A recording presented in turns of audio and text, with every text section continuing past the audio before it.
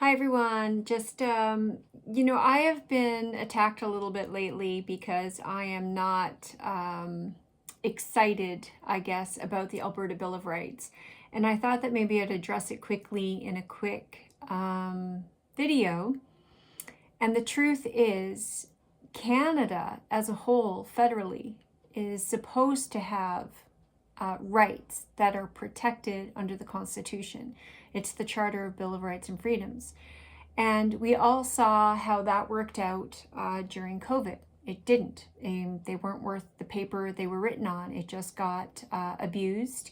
It was interpreted to mean whatever the courts decided it to mean. So we don't have rights, we have privileges that are granted to us by courts. And the courts are using jurisprudence and other things to determine whether or not those rights that have been challenged are going to be upheld or not. So the problem I have with the Alberta Bill of Rights and my concern is that this is only going to apply to Alberta. It's going to be legislation. And again, as soon as you put a right into a bill or an act into legislation like that, you are giving the courts the power to rule on it. So you're taking actually the power away from the people, from the legislature, the ability for people to vote in and out elected officials who either support their values or don't. And you're giving that power to the courts to make that decision. And that decision now is going to be made based upon jurisprudence, which is basically precedents. And we've already seen what precedence has been set federally. And so I have major concerns that realistically we're kind of spinning our wheels. I think this is a bit of a distraction. I don't think it's going to solve the problems that people like myself who have true concerns about protecting bodily autonomy, protecting our rights, gun ownership.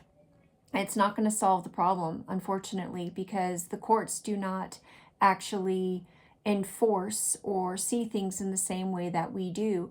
So there's a real problem because there's a real disconnect. And it's funny, I just finished reading, I took the weekend to read Dr. Michael Wagner's new book. I'm not sure if it's his newest book, but book, Leaving God Behind. And it is a great discussion about the Charter of Rights and Freedoms and where things went wrong. And by enshrining this into the Constitution, we did take power from the legislation and actually give it to the courts.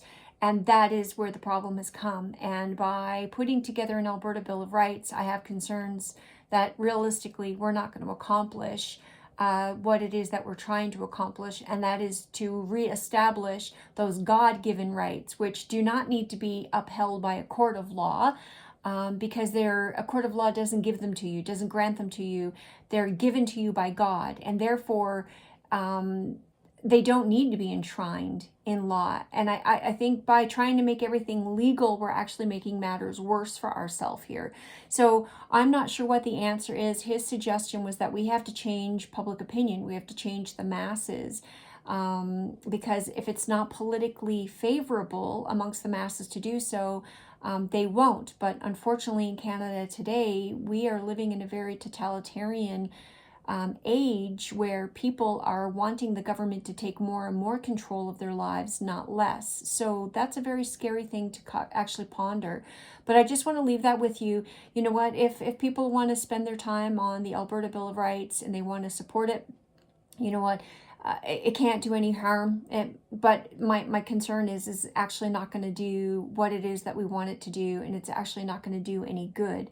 So who knows? Maybe. Combine that with the Sovereignty Act. We have a notwithstanding clause in the Charter, which not a single province has opted to use. So there is some protection in that notwithstanding clause, and yet we don't have any provincial leader or any provincial legislature that is willing to actually use it. And that is a problem. But again, that boils down to political will, which I'm not seeing even in this Alberta legislation, unfortunately. So there's some of my thoughts. I'm not trying to be pessimistic. I'm not trying to be antagonistic on the Alberta Bill of Rights. Oh, I wish it would fix the problems. I really do. I just don't see that happening. And I hope that the people who have put the time and effort into this don't continue to think that I'm trying to derail what they're doing. That's not the case at all. Just understanding the little bit of law that I do, I don't see it as actually a real solution. The Federal Charter of Rights and Freedoms enshrined in a Constitution is going to have far more power and influence than an Alberta Bill of Rights. And all I'm seeing, through COVID was it was not worth the ink or the paper that it was written on. So the courts can just disregard it anytime they want or interpret it to mean anything that they want. So that's my concern. I'll leave it there, but love to hear your comments, love to hear your feedback. Please do like, share. Bless you all.